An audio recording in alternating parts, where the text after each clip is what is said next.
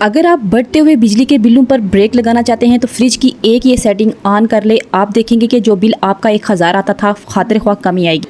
और अगर आप चाहती हैं कि किचन का काम आसान हो, बिजली का बिल भी कम आए और फ्रिज भी सही तरीके से चले, तो आज की ये ज़बरदस्त सी किचन टिप्स आपके लिए हैं। सिर्फ आपने करना यह है कि वीडियो को आखिर तक ज़रूर देखना है, क्योंकि आखिर पे आपके लिए एक ऐसा धमाका है जिसे सुनते ही, जिसे देखते ही आप हैरान रह जाएंगी। तो चलें स्टार्ट करते हैं, वक्त को ज़ाया किए बगैर घंटों के कामों को मिनटों में निपटाने वाली बिल्कुल आसान किचन टिप्स एंड ट्रिप्स। लेकिन उससे पहले आपसे गुजारिश है, अगर हमारे चैनल पर पहली बार आए हैं तो चैनल को सब्सक्राइब ज़रूर कीजिएगा और बेल आइकन मस्ट प्रेस कीजिए। तो इस तरह की बॉटल्स तो हमारे पास होती हैं तंग मुंह वाली, लेकिन जब इसमें जूस और शरबत हम किसी खुले मुंह वाले बर्तन से डालते हैं तो होता क्या है, सारे का सारा जूस नीचे गिर जाता है। एक तो सारा मेसी हो जाता है, दूसरा हमारा बना हुआ जूस भी ज़ाया हो जाता है। तो एक छोटी सी टिप आपको दूंगी जिससे आसानी से तंग मुंह वाले बर्तन में पानी, जूस, शरबत वगैरह आप आसानी से डाल सकते हैं। तो आपने क्या करना है, कोई भी चम्मच ले लेनी है। चम्मच तो हर किचन में होती है। आपने इस तरह से करके बोतल के अंदर चम्मच रखने के बाद आप पानी इसमें डालें। आप देखेंगे कि जिस सीध में चम्मच है, पानी सीधा सीधा उसके बोतल के अंदर चला जाएगा, बिल्कुल भी नीचे नहीं गिरेगा और आसानी से आप शरबत, पानी, जूस जो भी आप तंग मुंह वाले बर्तन में डालना चाहें तो डाल सकते हैं। और दूसरा तरीका भी आपको बताऊं, आप इस तरह गिलास से अगर आप डालेंगे बोतल के अंदर तो भी बहुत मसला हो जाएगा। तो आपने क्या करना है, चम्मच को गिलास के ऊपर कुछ इस तरह से करके रख लेना है, जैसे कि आप वीडियो में देख रहे हैं। बहुत आसानी से आप शरबत, जूस तंग मुंह वाली बोतल के अंदर स्टोर कर सकेंगे और फ्रिज में रख सकेंगे। तो है ना ये ज़बरदस्त टिप। देखें आराम से हमने सारा पानी, सारा जूस बोतल के अंदर डाल दिया है, नीचे भी नहीं गिरा और हमारा काम भी नहीं बढ़ा। उम्मीद करती हूँ ये टिप आपको पसंद आई होगी। तो बढ़ते हैं आज की अगली टिप की तरफ। लेकिन पिछली टिप आपको पसंद आई है तो एक लाइक ज़रूर दीजिएगा। तो यहाँ पे आप देख सकते हैं मेरे पास इस तरह की जाली है जो कि हर घर में होती है, फ्रूट्स के साथ आती है, कहीं ना कहीं आती ही रहती है। हम इनको ज़ाया कर देते हैं, लेकिन ये बहुत बड़ा काम कर सकती है। तो आपने इसको इस तरह यूं करके इकट्ठा कर लेना है अच्छी तरह से। ये जो आपका काम करेगी ना, आप यकीन जाने बड़ी ज़बरदस्त टिप आपके लिए होने वाली है। बस आपने क्या करना है कि ये जो आपने जाली ली है, जाली के ऊपर थोड़ा सा लेमन मैक्स ले लेना है, विम ले लेना है, सर्फ ले लेना है, जो भी आप इसके ऊपर डालना चाहें आप डाल लें। यहाँ पे 1-2 ड्रॉप से अगर आप डालेंगे तो काफ़ी हो जाएंगे, क्योंकि ये बहुत ज़्यादा जाग बना देता है। उसके बाद आपने क्या करना है, पाइप जो हमारे घर में बहुत ज़्यादा गंदे होते हैं, हम उनको साफ़ नहीं कर पा रहे होते, तो आपने इस तरह के पाइप के अंदर इसको डाल देना है। ठीक है, आप वो देखेंगे कि बहुत आसानी से इसके अंदर आप इस तरह से डाल देंगे। उसके बाद आपने किसी भी टूटी के ऊपर इसको आराम से चढ़ा लेना है, जैसे कि आप वीडियो में देख रहे हैं। बस आपने उसके बाद टूटी को खोलना है। जो ही आप टूटी को खोलेंगे ये पाइप के अंदर चलना शुरू हो जाएगी और जो भी गंदगी होगी सारी पाइप से निकल जाएगी, जैसे कि वाज़े तौर पर आप वीडियो के अंदर देख रहे हैं। आप यकीन जाने पाइप के अंदर से तमाम गंदगी, तमाम मैल कचैल जो पानी की होती है वो भी सारी निकल जाएगी। तमाम मली वगैरह साफ़ करके आराम से दूसरी साइड से ये बाहर आ जाएगी। ये आप देख सकते हैं कितनी ज़्यादा गंदगी इसने पाइप के अंदर से बाहर लाई है। बिल्कुल पाइप को साफ़ सुथरा कर दिया है और इसके अंदर से पानी की मैल कचैल, बहुत गंदा ये पाइप था और बहुत आसानी से साफ़ हो चुका है। आप देख सकते हैं पहले पाइप कैसा था और अभी भी आप देखें कि कितना साफ़ सुथरा पाइप हो गया है। बिल्कुल 1 मिनट में हमने ये काम कर दिया है। अगर हम इसको साफ़ करने के लिए बैठ जाते तो शायद हमारे घंटों भी लग जाते, पाइप साफ़ ना होता। तो बस इस तरह करके छोटे छोटे टिप्स से हम अपने बड़े बड़े काम निपटा सकते हैं। उम्मीद करती हूँ ये टिप भी आपको पसंद आई होगी। अगली शानदार सी टिप की तरफ हम बढ़ते हैं। तो यहाँ पे आप देखें कि मैंने कुछ टिश्यू ले लिए हैं, टिश्यू पेपर, और उसके ऊपर मैं सोडा डाल रही हूँ। बेकिंग सोडा हर किचन में मौजूद होता है। आपने हाफ टीस्पून इसमें डाल लेना है बेकिंग सोडा। ठीक है, तीनों टिश्यू पेपर के ऊपर डालने के बाद मैं इनकी छोटी छोटी पोटलियाँ सी बना लूँगी। अगर आपके पास रबड़ बैंड है या कोई भी धागा है, इनके ऊपर अच्छी तरह से लपेटने के बाद आपने यूं करके, जैसे कि आप वीडियो में देख रहे हैं, आपने पोटलियाँ बना लेनी हैं। अब इनका हमने क्या करना है, ये भी एक बहुत बड़ा मसला हल करने वाली हैं। तो आइए चलते हैं, मैं आपको बताती हूँ कि इनको करना क्या है। अक्सर ये होता है कि जो स्कूल गोइंग बच्चे होते हैं या फिर आम हालत में भी ऑफिस गोइंग बड़े हजरात भी जो होते हैं, उनके जूतों से बहुत ज़रा स्मेल आती है। तो आपने इन पोटलियों को रात भर उन जूतों के अंदर रख देना है जिनसे बहुत ज़्यादा स्मेल आती है। रात भर अगर आप इनको रखेंगे तो सुबह कोई स्मेल नहीं आएगी और बच्चे स्कूल में जो दूसरे बच्चे उनका मजाक उड़ाते हैं या पास बैठने से गरीज भी करते हैं तो वो काम भी नहीं होगा और बहुत आसानी से जूतों की स्मेल ख़त्म हो सकती है। इसके अलावा जहाँ भी आपने जूते रखे हुए हों, ये पोटलियाँ बना के वहाँ रख दे तो कभी भी जूतों की स्मेल बाहर नहीं आएगी, बल्कि आपके पास अगर कोई अलमारी है तो अलमारी के अंदर भी जूतों की स्मेल नहीं फैलेगी। ये एक बहुत बड़ा गर्मियों में मसला होता है। बस छोटे छोटे टिप्स के साथ हम इस तरह के मसाइल निपटा सकते हैं। तो है ना ये भी ज़बरदस्त सी टिप, उम्मीद करती हूँ आपको ज़रूर पसंद आई होगी। अगर आपको पिछली कोई एक टिप भी पसंद आई है तो प्लीज़ वीडियो को लाइक ज़रूर कीजिएगा। तो यहाँ पे आप देख सकते हैं कि एक साबुन, नहाने वाले साबुन के साथ इतना बड़ा आप एक काम कर सकते हैं कि जो आपकी सोच से भी ज़्यादा बड़ी ज़बरदस्त सी टिप है, आपने आखिर तक ज़रूर देखनी है। तो आप देख सकते हैं यहाँ ये दरवाजे के नीचे में बहुत अच्छी तरह से ये नहाने वाला साबुन रगड़ रही हूँ। अब इसके रगड़ने का मकसद क्या है वो भी मैं आपको बताती हूँ। आजकल गर्मियों में मगरिब के टाइम, शाम के टाइम बहुत ज़्यादा मच्छर हो जाते हैं।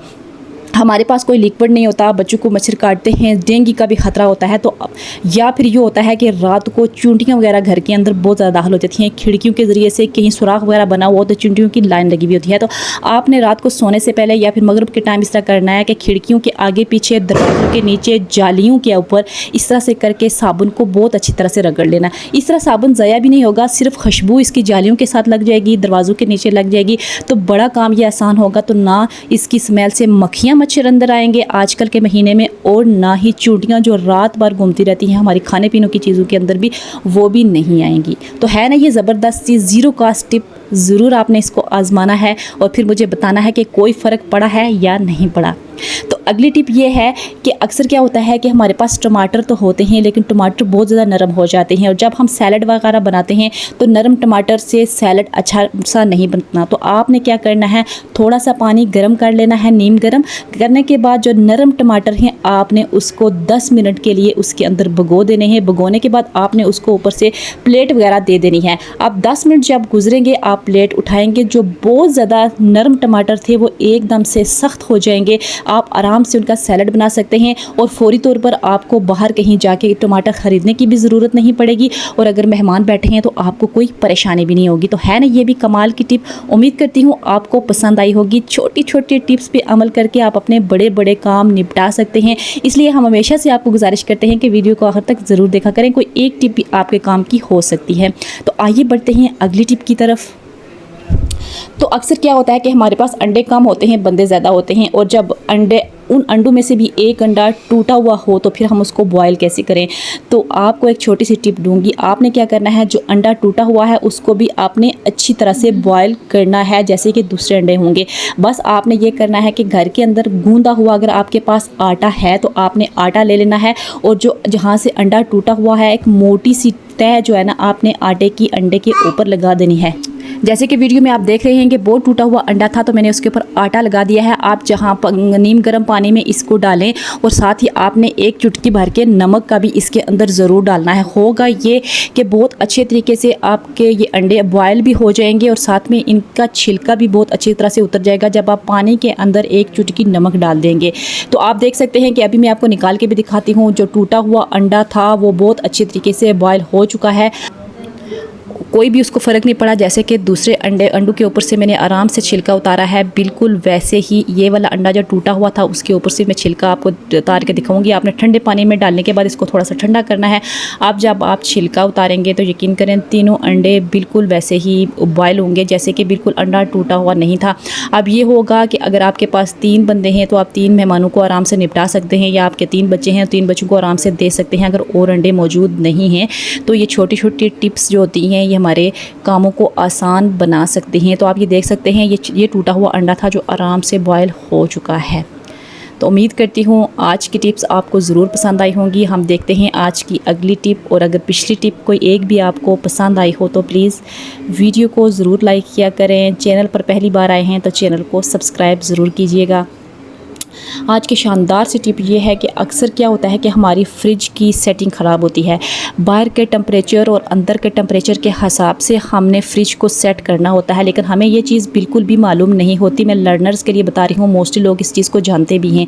होता क्या है कि हमने या तो इसको मिनिमम पे रख देते हैं या इसको मैक्सिमम पे रख देते हैं, या तो फ्रिज ओवर बर्फ़ बनाना शुरू कर देती है, या बिल्कुल ज़ीरो पे जब होती है तो हमारी चीज़ें भी ख़राब होना शुरू हो जाती हैं। ना तो बिजली बराबर होती है, हमें समझ ही नहीं आती कि हमारे फ्रिज को मसला क्या है, बर्फ़ के पहाड़ बनते जा रहे हैं। तो आपने क्या करना है, बाहर का टेम्परेचर पहले ज़रूर चेक करना है। बाहर का टेम्परेचर आप अपने मोबाइल पे भी चेक कर सकते हैं। अगर बाहर का टेम्परेचर 10 पे है तो आपने फ्रिज को 1 पे रखना है। अगर बाहर का टेम्परेचर 20 पे है तो आपने फ्रिज को 2 पे रखना है। इसी तरह 30 पे 40 पे है तो 3 4 5 पे आप रखेंगे, क्योंकि बहुत ज़्यादा गर्मी में अगर हम कम रखेंगे तो टेम्परेचर पे बहुत ज़्यादा फ़र्क पड़ता है, फ्रिज चीज़ें ख़राब करती है। अगर बाहर का टेम्परेचर कम है और हम इसको मैक्सिमम पे जाके रख दें या फिर हम 5-6 पे रख दें तो ओवर बर्फ़ बनाना शुरू कर देगी। इससे हमारी बहुत ज़्यादा बिजली की खपत भी होती है, बिल भी बहुत ज़्यादा आते हैं।